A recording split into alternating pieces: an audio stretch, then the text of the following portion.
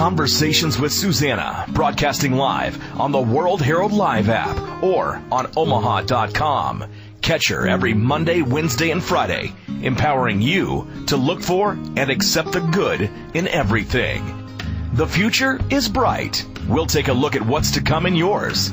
This is Conversations with Suzanna. Yes, you are exactly where you need to be. This is Conversations with Suzanna.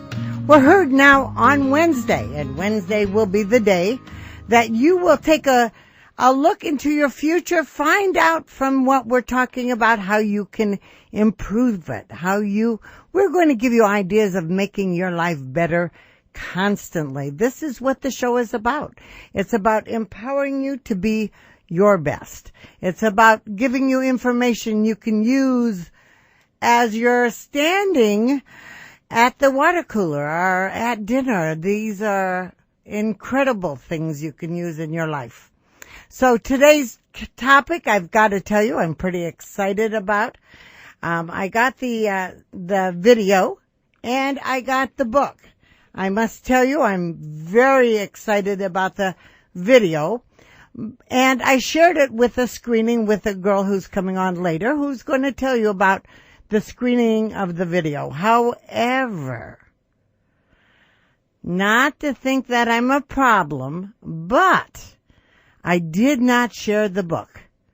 The book is incredible. I'm one of those people who likes to pull and read, and this book you can pull it, open it to any page, and as you open it to the page, it'll give you some kind of advice that I know that God wants you to have. So we're now going to talk to Baptiste de Pape. Hello, Baptiste.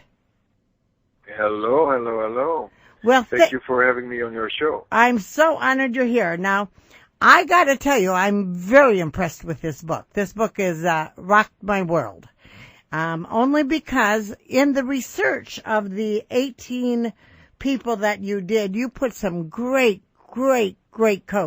quotes, and we're going to be talking about the quotes as we go along. But let me just read one from Neil Donald Walsh that says, "The heart starts beating when God says hello there."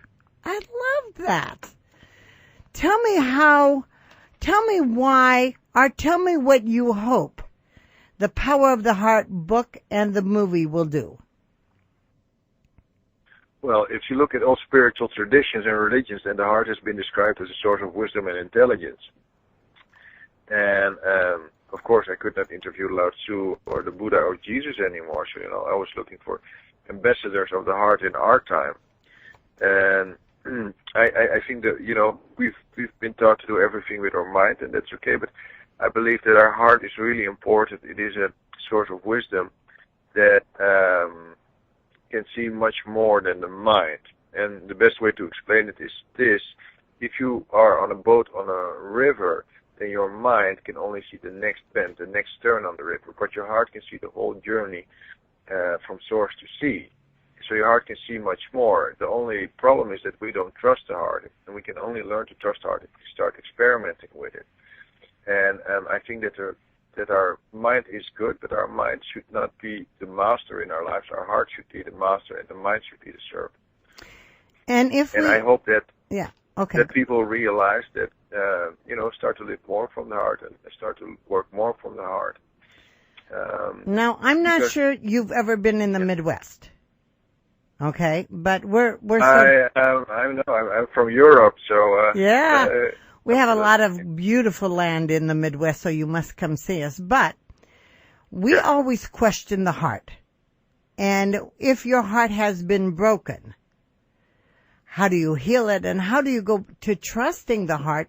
Because I've heard several people said, "My heart led me astray." Is that true? How do we verify? Yeah, well, if they've been led astray, it was not their heart. Okay, tell me about that. There's also a movie. I produced a movie, The Power of the Heart. Awesome movie. And you've seen the movie? Yes. As a matter of fact, somebody's coming on that saw the movie with me, and she's going to talk about the movie.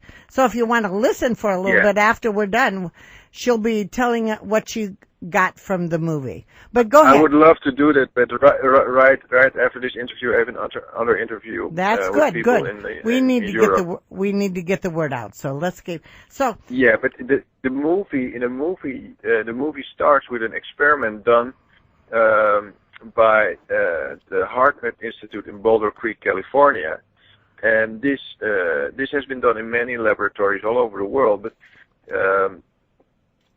this experiment shows that the heart can see events before they take place. So the heart sees things before the eyes see it, and the heart is sending signals to our body. So this is really a scientific explanation for how intuition works. So it is just now a scientific fact that the heart can see things before our eyes can see it. So, intuition is there. And if people say, my heart has led me astray, then there are two options. One, they were supposed to have this experience for their, spiritual growth, for their personal growth. Mm-hmm. Sometimes you need some experience. It's like a match that holds fire. Until it rubs against something, there is no flame. Sometimes you need the rubbing against something, the resistance for your full flame, full fire, your full potential to come out. To open you more. Option, I hadn't thought about that. Brilliant. All right, I'm sorry. Go ahead. Yeah, yes, I mean, you grow through resistance. I mean, the diamonds become more beautiful through, the resistance that they experience. And sometimes we need it, but it's also like a muscle. If you want to build your muscles, then the tissue has to break down first. It's part of the growing process. Okay. And the other option is, of course, if people say, my heart has led me astray, that it was not really their heart, and they listened to, an emotion that was not coming from their heart. I think a lot of people have a tendency, who are not involved with another, who have a tendency to let their fear guide them. So into making a relationship not work. So how does one touch their heart to know the reality of situations? Can you please repeat that question? Yeah, I'm giving you different questions. How does one, sometimes we think our heart is guiding us, but it's really our fear. And our fear of not being alone, not being loved, So how does one, in a relationship, how does one really help understand their heart, whether it's real? Can the heart be the indicator of authority, of realness and unreal? Yes, well, if you have to make a decision in a relationship, then you can look at it from a linear perspective, from a mind perspective. You can look at all the pros and the cons. But it's really important every time to look at how it feels. And the heart is the center of these feelings. So every time when you feel aliveness, feelings like love, clarity, gratitude, appreciation, when you really feel come alive, then it's your heart speaking. It's a very powerful feeling. If you're not experiencing it, it's not your heart. Okay. But I also want to say, yes, the heart whispers to us. So sometimes the voice of the heart is not so loud, but you have to learn to listen to your heart. And in order to learn to listen to your heart, you have to be with your heart for a while. I've interviewed all these wonderful people. I asked them, how do you connect with the heart? And Paulo Coelho said, I connect with the heart when I'm writing. Isabel Allende said, I connect with the heart when I'm writing or when I play with my dogs. Jane Goodall said, I connect with my heart when I'm in nature. And Maya Angelou said, I connect with my heart in stillness. And Eckhart Tolle said, I connect with my heart in the present moment.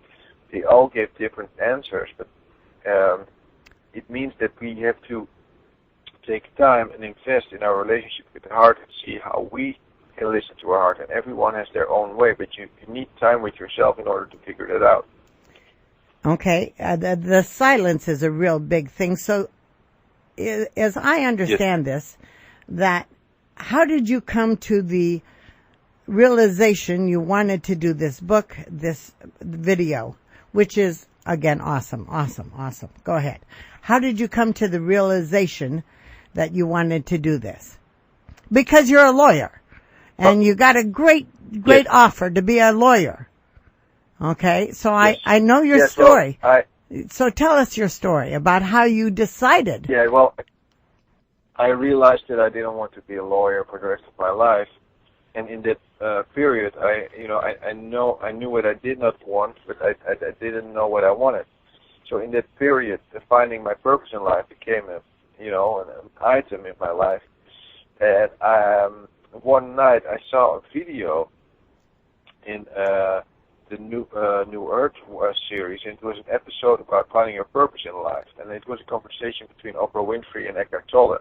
Mm-hmm. Oprah said, "I think there's nothing more important than finding your purpose in life," and Eckhart said, "You can't get there through thinking, because we are trying to think our way to our purpose." And I was certainly trying to think my way to my purpose, but I couldn't figure it out through thinking, because I realized that thinking is very limited. And Eckhart said, you can't get there through thinking. And he said, if you want to find your purpose in life, then you can ask yourself, what do I want from life? But a more powerful question would be, what does life want from me? So what does the bigger picture want from me? And I started meditating on that question. And at one point, I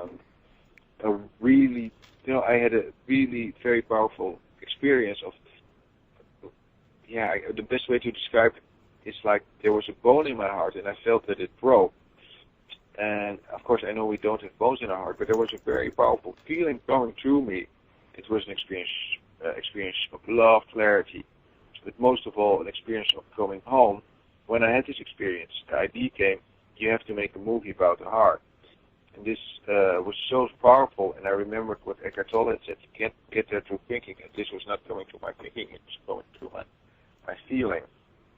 And I think, following the heart, what does it mean? It means following your aliveness instead of following your thinking brain. Well, the interesting thing is that being a lawyer, I mean, for you to get the sense of doing a book and doing a film would be just, I mean, it had to really sort of, your mind must have gone in starting thinking, I don't know anything about this. Tell me about the procedure that you did to create this book and this phenomenal film. Well, in the beginning, I had no idea on how to produce a movie. I started speaking with film producers in the city of Amsterdam where I live, but I realized that they did not want to speak with me because they were not interested in producing a movie about the heart. Certainly not a spiritual movie about the heart. So they said, there's no money in this, it's not interesting. And then I said, okay, nobody wants to speak with me. Who else could I speak to? And I said, who has time? And I thought, okay, if the film producers don't want to speak with me, maybe a retired film producer. So I found a retired film producer. Ah. And he said, if you buy me a cup of coffee, I'll speak with you for an hour. And that's how it started, I mean, this project has been really my schooling in film production. I find it very exciting that you brought it together, because what would you say from a person who looked at the book?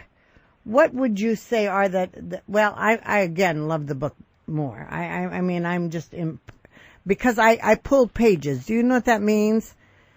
It means I just open to any page. And as I open to every... That's good. Yeah, as I open to every page, I feel I'm guided. And as I open to the page today, right now, it says, the power of creating a better future is contained in the present moment. You create a good future by creating a good present. That's a powerful statement. That's a powerful. It's very powerful, but it's also very true. Okay, and so when someone takes I again love the book, showing the book on online so everybody can see the book. It's just phenomenal. So what would you like to have happen after someone watches the movie? What would you like the end cause to be?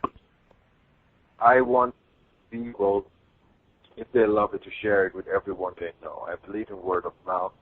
And I would also like if people start to I mean, this book is really confirmation of what we already know. The film is also confirmation of what we already know, that the heart is a very powerful source of wisdom and intelligence. And I think, we should learn to value the heart more and give it the place in our life that it deserves. It should be the master of our lives because it's very wise. It's our essence. And the power of the heart is to be connected with who you are at the deepest level. It's your true self. And I think that, it's a very powerful intelligence that can help with all the important aspects in our life, with health, with relationships, with money, with careers, all the things that are really important to us. Mm-hmm. I must tell you, after I had a showing of the film, people went out and bought several and passed it on to other people.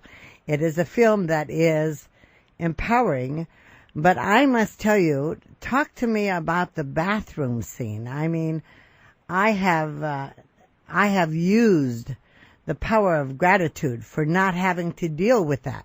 Tell me about the story in the bathroom, would you please? Tell our listeners. That's with the girls in the bathroom. Yeah, this is the story of Immaculée Libagiza. She's a Tutsi woman, and 21 years ago, genocide starts in Rwanda in Africa. And she's a Tutsi woman, and the Hutus, the other tribe, are trying to kill all the Tutsis, basically. I'm not going into all the details, because it's going to, take too long, but I'm just going to tell the main story. So she has to hide in a bathroom with 7 other women. And she thinks she's going to be in that bathroom for 3 days. She ends up staying there for 3 months. And in this period, she knows that her Excuse me? I'm just thinking, and that's a concept we don't always get in this world, is that things could be so much worse. 3 months in a bathroom. Go ahead. I'm sorry. Yes, I mean, it could be, things could be so much worse than our lives, I would think. But, so she's 3 months in a bathroom, and she knows that her family is probably being killed, and she can't do anything, and she feels really very powerless.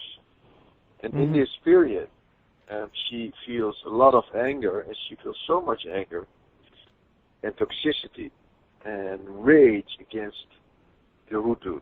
And Immaculée has become a friend, and she told me, she said, Baptiste, you have to understand, I did not feel anger towards one person. I felt anger towards 8 million people. Right. And this anger was killing me from the inside out.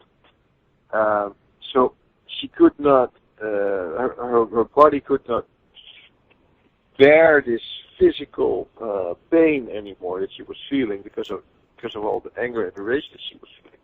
So she speaks to God and she asks him to show him how she can forgive, because she thinks this is an unforgivable thing to do. But so she wants to forgive not because she wants to forgive the Hutu killers. She wants to forgive because she cannot bear the pain anymore. It's what Nelson Mandela said. He said holding a resentment against someone is like drinking poison and thinking it will kill the other person. So she wants to get rid of the poison that she's feeling. And then you see her going through a process where she really starts to forgive the Hutus and the killers of her family. And this is, of course, amazing, because why is this story so important to us? You are from the U.S., I live in Europe. Why is this story so important?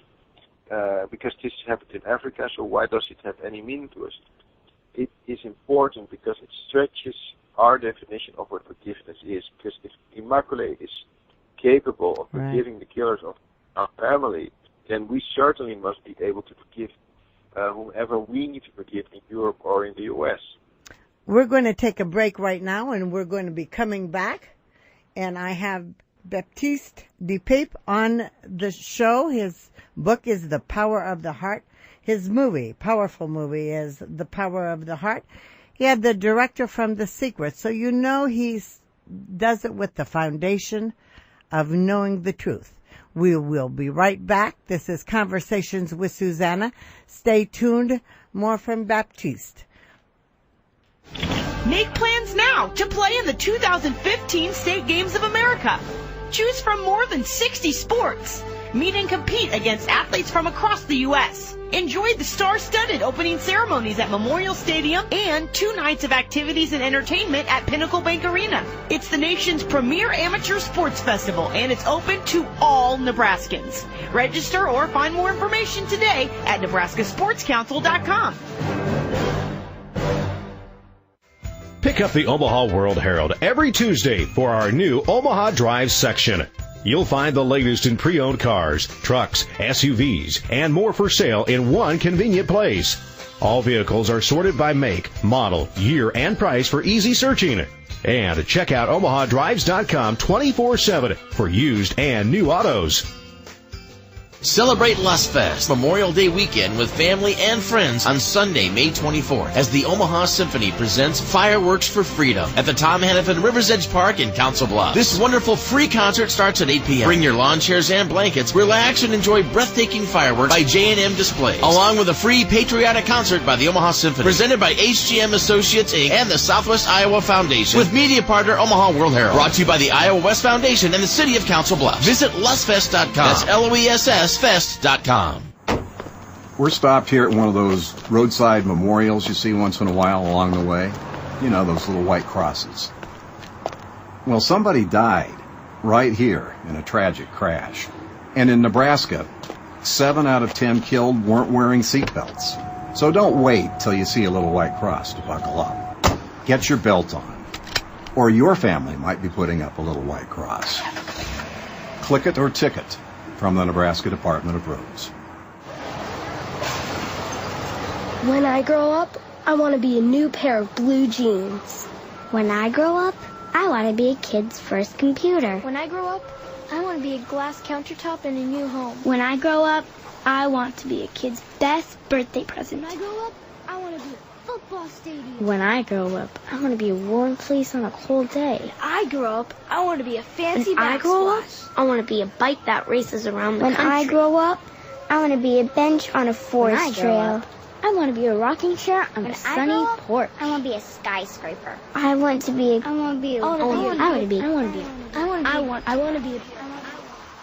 When I grow up, I don't want to be a piece of garbage. And if you recycle me, I won't be. Give your garbage another life. Recycle. Learn how at iwanttoberecycled.org. A public service advertisement brought to you by Keep America Beautiful and the On Ad the Council. next episode of Recipes for Disaster. So we've got our neighbor Paul coming over tonight for a barbecue, which is why I prepared a delicious lemon rosemary steak marinade from my special collection of old family recipes. To make sure the steaks are extra, extra, extra tender, I left them marinating out on the counter overnight, just like Nana used to. Maria may mean well, but without food safety, it never ends well.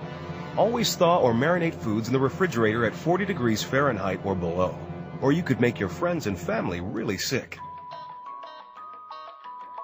Maria's neighbor Paul didn't think twice about the steak he ate until he was presenting his company's financial forecast to the board. That's when a sudden bout of food poisoning made it explicitly clear that profits weren't the only thing on the rise. Watch Recipes for Disaster at foodsafety.gov. You'll learn the right steps as Maria does everything wrong. Brought to you by the USDA, HHS, and the Ad Council.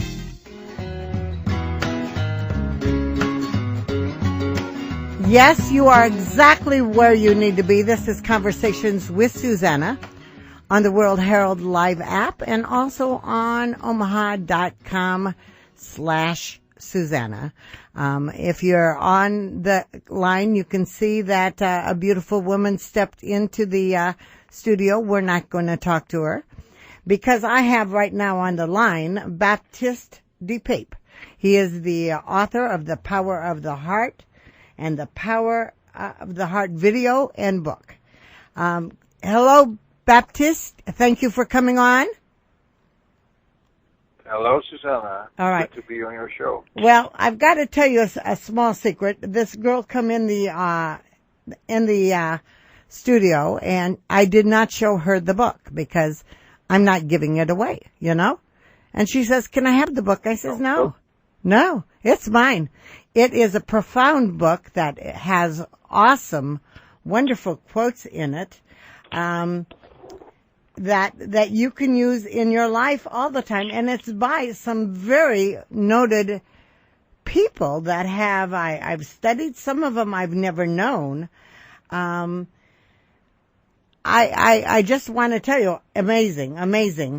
And Deepak Chopra, who is an author that we've all heard about, says the way to connect with your soul, with your spirit, is just to bring your awareness to your heart.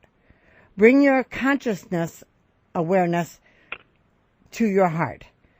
So tell me, how would you suggest the listeners, after they get the book and get all of this, get in touch with their heart? I understand you go for walks. Is that still what you do? Yeah, well, you did your research, I think, but that's true. Yeah, I mean, right now, because of, the book is out in 70 countries, and I'm traveling the world all the time now. It's really hard to go out for a walk if you're always on airports, right, or airplanes. Mm-hmm. But cultivating gratitude is also something that I like to do. When I'm sitting on an airport, I ask myself, okay, what am I grateful for today? I start to feel the gratitude for that, and I also ask, why am I grateful for this? It's also a contemplation that's in the book. It's called 3 Blessings, where you just, do some inner research, just try to figure out what you're grateful for. That shifts you, and the more gratitude we feel, the more goodness, the more miracles we attract in our lives. There are many ways to connect with the heart. I've interviewed all these wonderful people, and Jane Goodall said, I connect with the heart in nature. And Deepak Chopra said, bring your awareness to your heart. I mean, you just read that. And Eckhart Tolle said, I connect with the heart when I'm in the present moment. And Maya Angelou said, I connect with the heart in stillness. And also through prayer, meditation. Sometimes, just playing with your animals, being with as children. you mentioned earlier. Yes. With your heart. Yeah. So, yes. In your daily life, So in your daily life, you use the attitude of gratitude, which is wonderful. What would you say what is it you would say that you feel the most grateful for in the moment? At this moment? Yeah. At this moment, I'm so grateful to be in conversation with you. You work it. You're working it. Yeah. There's a saying in the Torah, words that come from the heart touch the heart. If you and I would be speaking just from our minds, we would not make real connection. We would be like robots speaking to each other. But if we speak from the heart, and if we speak about heart, we make a real heart connection. And that's very fulfilling because we connect at our deepest level. When I see people in my appearances and around town, one of the things I tell them is that the living God is within them, and as they breathe into the life of God. I'm always grateful for the breath. I'm always grateful for my breath, being able to take a breath and experience life and have you on the air. Tell us, how do we find out about you? By the way, I YouTubed you. I am your Facebook friend. It's all very glorious. This internet is glorious. How do we find the book? How do we find, hands up, I would say the book is, key and one you can use always. The movie is powerful. Yes. But tell me how we find out about you. Yeah, the best way to find us is to go to our website. That's thepoweroftheheart.com. I repeat, that's thepoweroftheheart.com. If you want to know more about screenings that we organize all through the U.S., then you can go to the website of our distributor, Beyond Words. The website is beyondword.com. So that's beyondword.com without an S. And in all honesty, the synchronicity of life, I met Richard when I had visited Sedona. And Richard was showing your books. And he is the publisher of the Beyond Words. And it was amazing that we finally got together on this station so we can give the power of the heart to the Midwest, to the world on the internet. It's amazing. Before I go, I'm going to put my friend on for just a minute. I'd like you, Teresa Elliott, please tell Baptiste what you gained from watching the movie. Oh, so many things, Suzanna. Yeah. Hello, Baptiste. It's my honor to be in this conversation, and I am so grateful to be here with both of you. Mm-hmm. And mostly from the movie, we laughed, we cried. It was just a wonderful experience. But mostly to start the day with gratitude and live throughout the day in whatever experience I put in my phone, reminders throughout the day to stop in the day and think about what I'm grateful for at that very moment. And now I stop with whoever I'm talking with and ask them right now what they're grateful for right now in that moment. And no matter if it's bad or good, and find gratitude in whatever it might be. Thank you, Teresa. See the power of your stuff? Thank you very much for the book and the power of the heart, video and the book. And we will... Thank you so much for having me on your show, Suzanna. Talk later. Thank you so much. It was a privilege. This show will go up on omaha.com/Suzanna. You can pick it up, move it anywhere you want. It is available 24/7 in an hour. I'm so honored that you've been with us. God bless. Have a great day. We're going to take another break. We're going to come back with my beautiful Teresa Elliott, who's in the studio with me. Take a look under your bed. Find stuff under there? What about jobs? No? Now try your basement. There's a pair of overalls that overall you're not so into anymore.